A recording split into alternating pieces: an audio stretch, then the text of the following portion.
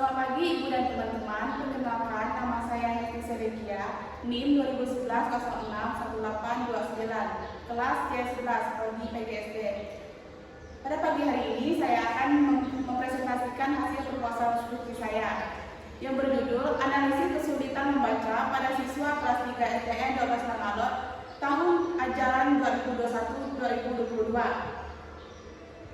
Yang pertama, latar belakang. Pengajaran membaca bertujuan agar anak didik mengetahui huruf menjadi kata dan kalimat selanjutnya menjadi suara. Data di lapangan khususnya di kelas 3 SDN 12 Mangalot menunjukkan bahwa terdapat 9 dari 21 siswa belum mampu membaca dengan lancar. Hal ini disebabkan karena pada umumnya guru cenderung menitikberatkan pada kemampuan siswa membaca kata-kata yang tertulis di papan atau membaca teks yang pernah dibaca oleh siswa.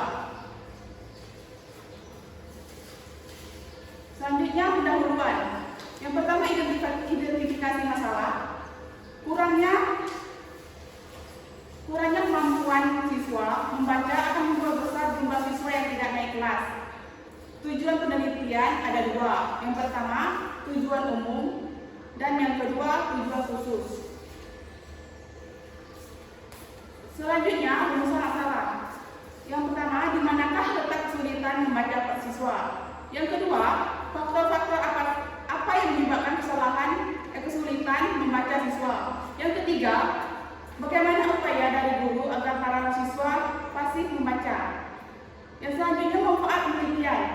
Yang pertama, manfaat teoritis. Yang kedua, manfaat praktis atau bagi siswa, bagi guru, bagi sekolah, bagi penelitian, bagi perguruan tinggi STKIP Persada Khatulistiwa Sintang. Selanjutnya, definisi operasional. Rendahnya kemampuan membaca siswa dapat menimbulkan dampak yang buruk bagi mental siswa maupun prestasi akademiknya. Kegiatan membaca bukanlah kegiatan sederhana, tetapi harus diukur kemampuan siswa dalam menjawab pertanyaan sebagai alat evaluasi dalam kegiatan membaca. Karakteristik kesulitan membaca yang dialami siswa yaitu, yang pertama itu kesulitan mengenal huruf. Yang kedua, kesulitan dalam mengeja. Yang ketiga, kesulitan melafalkan fonem. Anak yang berkesulitan membaca sering memperlihatkan kebiasaan membaca yang tidak wajar, seperti perasaan tidak aman dengan ditandai perilaku menolak untuk membaca, menangis, atau mencoba melawan guru. Kemudian, pada saat membaca, anak sering kehilangan jejak, sehingga sering melakukan pengulangan atau ada juga baris yang terlewatkan tidak terbaca. Kemudian, tinjauan pustaka. Ada 7 konsep, ada 7. Yang pertama itu konsep pengertian membaca. Yang kedua, aspek dalam membaca. Yang ketiga, tujuan membaca. Yang keempat, kesulitan membaca. Yang kelima, karakteristik kesulitan membaca. Yang keenam, faktor penyebab kesulitan membaca. Yang ketujuh, penanggungan siswa berkesulitan membaca.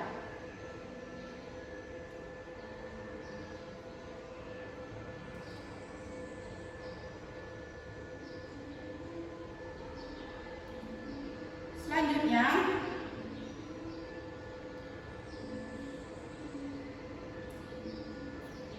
kajian penelitian.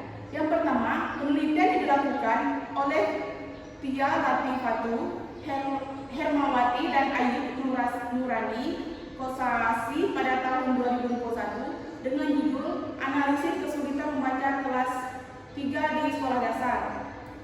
Yang kedua, penelitian yang berjudul Analisis Kesulitan Anak Kelas 3 Sekolah Dasar Membaca Permulaan pada tahun 2021 yang diteliti oleh Fitri Kindra Kasih dan Eva Paugia. Penelitian ini menggunakan pendekatan kualitatif dengan metode observasi dan studi pustaka.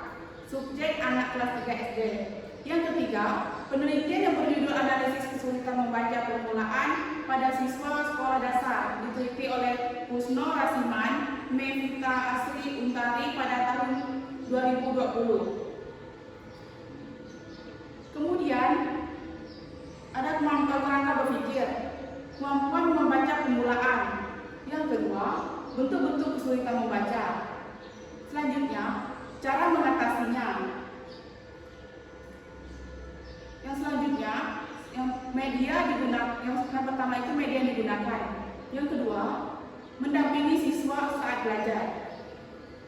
Dalam bentuk-bentuk kesulitan membaca ada 4. Yang pertama mengenal huruf, yang kedua tidak bisa mengeja, yang ketiga terbata-bata, yang keempat kelancaran membaca. Yang selanjutnya metodologi penelitian.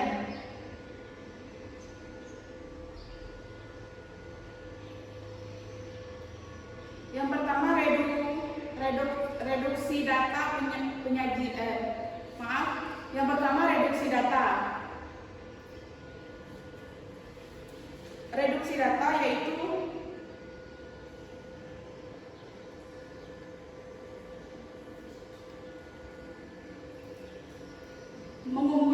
berarti mengumpulkan hal-hal bersama, berfokus pada yang penting, mencari topik dan memudahkan peneliti untuk mengumpulkan lebih banyak data. Yang kedua, penyajian data. Penyajian data ini yaitu ditampilkan dengan deskripsi yang singkat, menggunakan bagan, hubungan antara kategori, dan lainnya. Yang selanjutnya, kesimpulan. Kesimpulan di sini yaitu menarik kesimpulan kualitatif, merupakan wawasan baru yang belum pernah ada sebelumnya. Yang selanjutnya, mengecekkan keabsenan data. Mengecek keabsenan data ini menguji keabsenan data yang diperoleh di lapangan. Yang ada 2, yaitu yang pertama, triangulasi sumber. Triangulasi sumber ini adalah verifikasi keaslian data dilakukan dengan cara mengecek data yang diperoleh untuk memeriksa keaslian kemampuan siswa, pengumpulan dan pengujian data untuk dikumpulkan dan dilakukan pada siswa dan wali kelas yang bersangkutan. Yang kedua, triangulasi teknik. Triangulasi teknik ini menguji data dilakukan dengan mengecek data dari sumber yang sama dengan menggunakan teknik yang berbeda. Misalnya, data diperoleh melalui wawancara dan diperiksa dengan observasi. Demikian penyampaian materi proposal saya. Saya ucapkan selamat pagi, terima kasih.